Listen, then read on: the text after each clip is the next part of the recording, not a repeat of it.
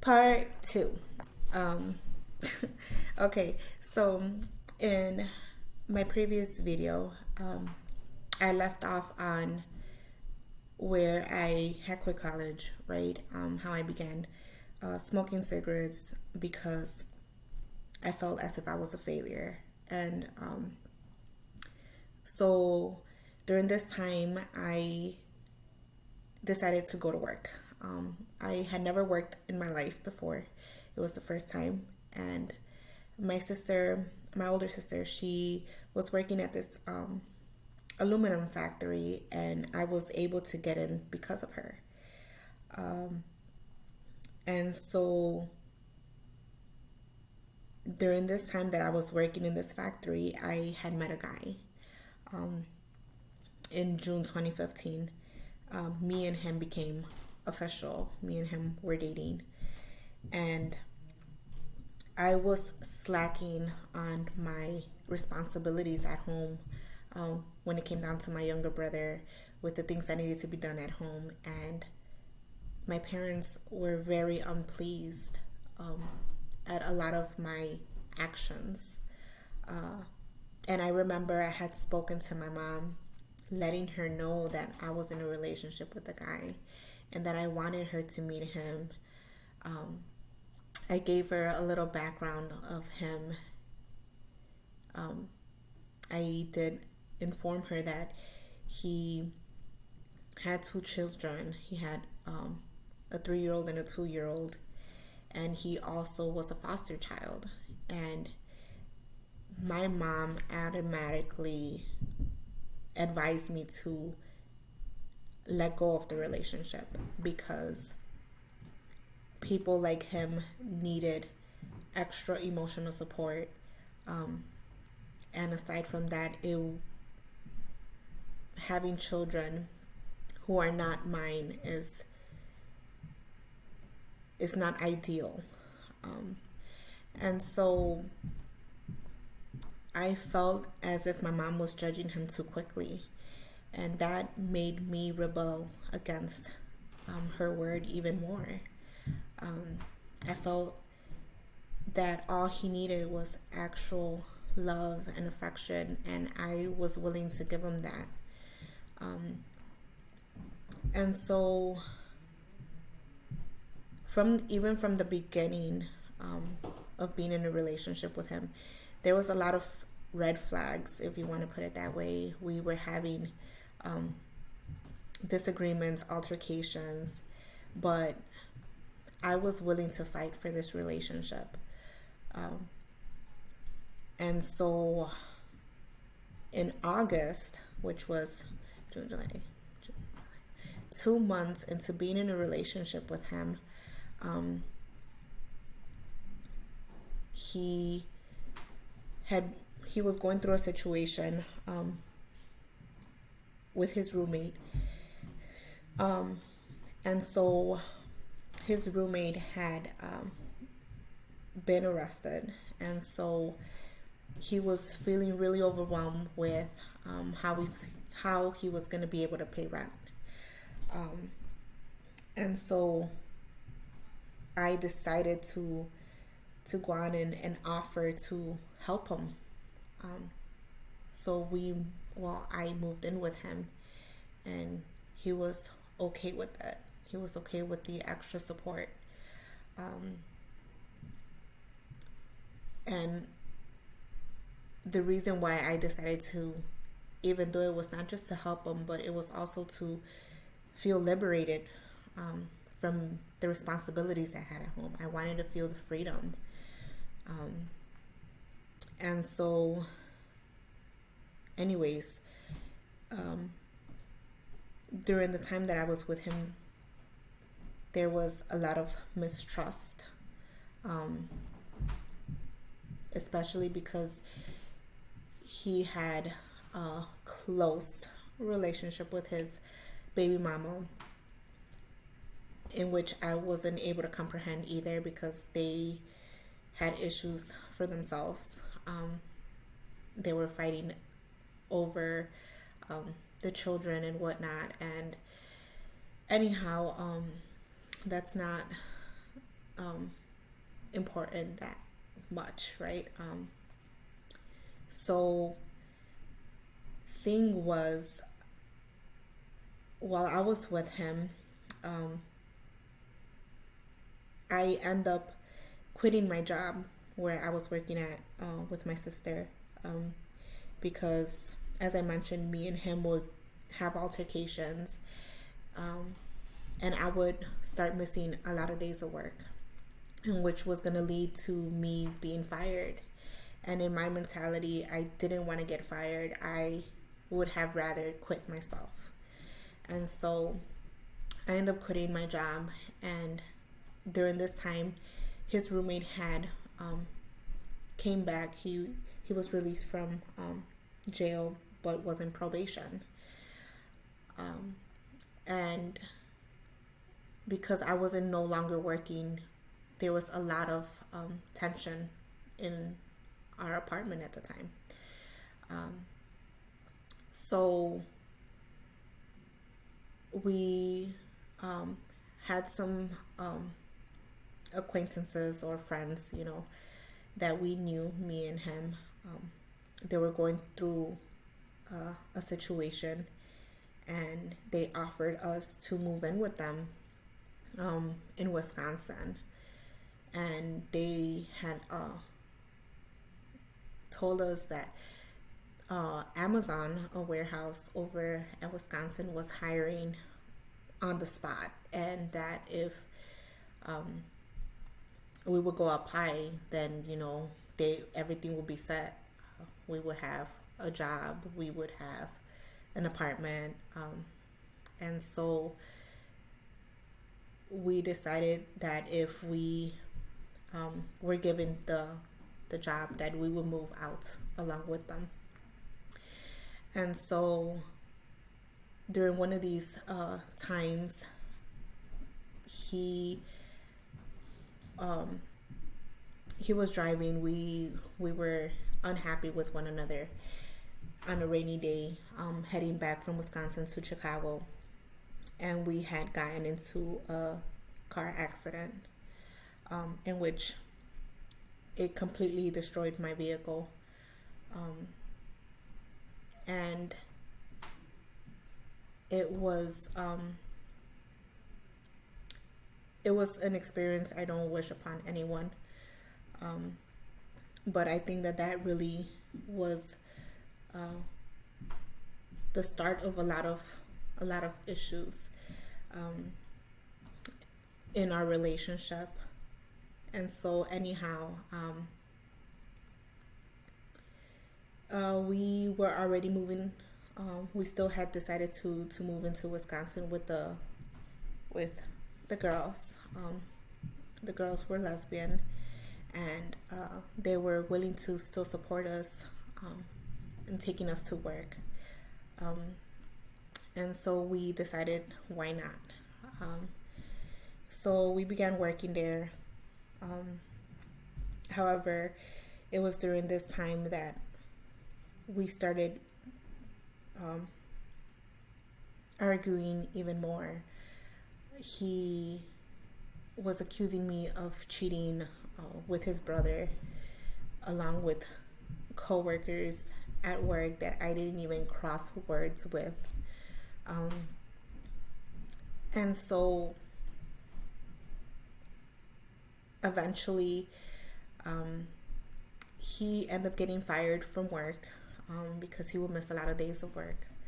He was a heavy weed smoker, and I wasn't really fond of it at all. I hated it. I couldn't stand the smell. But I was still providing for his habit. And the pressure was feeling heavy on me, and so I had mentioned to him or proposed to him for us to go back to move to Chicago because I had missed my family. I was being isolated from my family. I didn't see them for months. They were very unhappy with me because I had left with him in the first place back in August.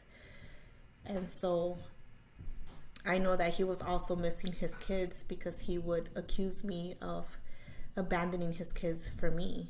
And so I had told him that I know that my dad had had the basement available, and so he agreed. He agreed that for us to move back to Chicago, and so my dad was willing to offer us the apartment up until we get on our feet. And the thing with that was my boyfriend at the time was taking complete advantage of the whole situation. He didn't want to work anymore. And I believe it was like 3 months in without paying any rent. And it brought a lot of altercations between me and my dad. And so after those few months, a lot of things had happened, a lot of arguments. I remember the police were called and was kicked out of the apartment, and that made him really upset. Aside from all this, it was because of him that I had distanced myself a lot from my family, especially my sister. I had a very, very, very close relationship with my sister, and he prohibited me from having a relationship with her because he didn't agree with a decision or a mistake that she made. And it put a barrier between me and my sister. And so I felt that during this time where he had been kicked out of the premises, that he was going to take it against my parents. And based on the things that I've seen him do, I knew in my heart that he was capable of things that would have risked my parents. And so I didn't want to bring that upon my family. And I think I'm also getting a little bit off topic. During this time that I was living with my parents, as I mentioned earlier, he didn't want me to work. He didn't want me to associate with society, if you want to put it that way. And so, because there wasn't any finance or any finances coming in from myself or from him, we didn't have money for food. We didn't have money for laundry. We would look through the couches and see what change we could find. I would be asking my parents to borrow me money, and that money would end up going to his addiction. And so I had access to my parents' apartment. And so when my parents were not home, I would take advantage to take food. I would steal money from my dad's piggy bank. And it is not something that I want to go on and really, really speak about, because it was a moment in my life that I could not comprehend how I was capable of doing such things.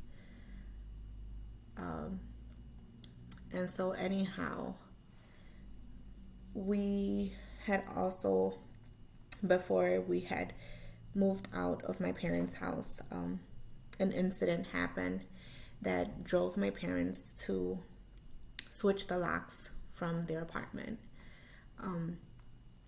I forgot to mention that when we had moved into my parents' apartment, um, his brother, um, he was also a foster child. He tagged along. He tagged along again because when we lived in Wisconsin, he just tagged along to move in along with us. And so when we had moved into my parents' apartment, it was the same thing. And well, my boyfriend at the time, he didn't say anything. He wasn't against it. And I felt as if I couldn't, I couldn't say anything about it. And so there was a time where I knew that my parents were not going to be home for over the weekend, I believe. And so we were chilling in my parents' apartment watching TV because we did not have any TV or any TV. So we were chilling upstairs, and I know that me and my partner had end up knocking out in the couch, and his brother was there. And days after, I ended up finding out that all my mom's gold was gone, and it hurted her. It hurted her so much, and I couldn't bear to see her very upset because she had my grandma's chains stolen from her. The last thing that she had possession over from my grandma. And so they end up telling us that we had to kick out his brother out of the apartment. And so anyhow, back to the situation where he had, or my parents had called the cops on him. He was upset. He was upset, and that day I end up leaving with him because he had given me an ultimatum. Either it was him or my parents, and if I didn't go with him, something was going to happen. And so I decided to just go with him. So we moved in back with his old roommate, probably by like May 2016. And this was the time where I felt a lot of hopelessness. I felt miserable. I was self-inflicting because of all the pain I was enduring when I was with him. And so in the last months leading up to the separation between me and him, I felt as if I was suffocating, like I had no one to turn to because I had destroyed and betrayed the trust of my family. So self-inflicting was a way for me to cope with all the mental and physical abuse that I was enduring at my own will. I was bondage to this false hope that he would change. And yet I was still losing myself before my eyes. I started smoking weed because alcohol was no longer enough. Like, it wasn't sufficient to be able to escape the reality I was living in. And so the day I walked away from the relationship was because I had reached a tipping point. Um, he had woken me up in an abusive manner, um, accusing me of cheating, and I was in disbelief. I was pissed, um, because he dared to wake me up that way after I had worked the day before and he was not providing. And so I didn't understand how someone could take out the most evil out of you, the part of you that you never thought was in you, um, until it happened to me. It was the second time I had done it. Difference was that the first time that I did it, it was an accident. Um, but this time, um, the first time was back in Wisconsin. Um, and this time it was intentionally. Uh, my survival instincts just took a hold of me. We had gotten into a physical abuse. He was dragging me from place to place, and so as I mentioned, it was just a survival instinct. Um, I end up pulling a knife and stabbing it through the door, not even considering that he may have gotten hurt. Um, and I think that that moment scared him because he surrendered. He surrendered and he was telling me to calm down. But my adrenaline was up the roof, um, up the roof. And so I was just yelling hysterically for him to just leave me alone. And so thankfully he understood, and after the altercation that we had, he walked away and gave me my space, the space I needed to calm down. And it was during this time that I had blacked out. Um, all I remember was that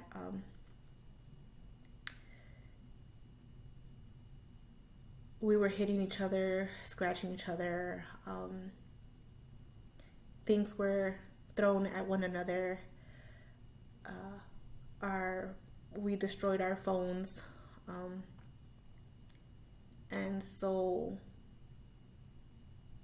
I think that it was that time that I was just like, I can't do this anymore. Um, Excuse me.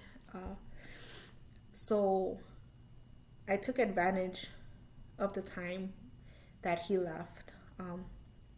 He left to chill with his guy friends up front to smoke. Um, and so I left. I left from the back door, leaving everything I had behind. Um, and so it was a time where I felt completely lost. I had no control over what was, I did not have control over the situation at all. Um, and so this is where, when I go back and think about it, I think about this scripture in Proverbs 16:25, where it states, sometimes what seems right is really the road to death. And so what I thought I was doing right was loving him and giving him the care that he needed, the attention that he needed, to submit to whatever he wanted. And it was just driving me more and more to my death. And so the last place I could ever think of was going to my parents' house. And this was like during a weekday. So I did not know anywhere else to go to but my parents' house. And so thankfully, like, my parents had lived a couple blocks from the apartment I was in. And so I jumped over my parents' fence and I was crying hysterically in hopelessness, not knowing what to do. And that was the day where I was calling out to the Lord, like, Lord, I am desperate. I am alone. I don't know where to go to. And I was just crying. And so there was a voice in my head that told me, Angie, just go to the front. And thinking to myself, like, for what? Why? Like, nobody's home. And so I hear that voice again, just go to the front. And so I got up and I walked it towards the front, and I seen my mom's car parked up front. I was in disbelief, and I started knocking on the window, and my brother opened the door, and I seen my mom, and I just fell to her arms crying, telling her that I was done. I was just done with the relationship. And so the thing that I will always be grateful for was that my mom received me with open arms after lying to her, after taking advantage of her, after betraying her. It's when you really see the love a parent has for you, their love goes above and beyond. And so anyhow, I'm gonna go on and stop the video here because I'm nearly to the 30-minute mark, and so I'm gonna pick off the other video where I'm leaving at now.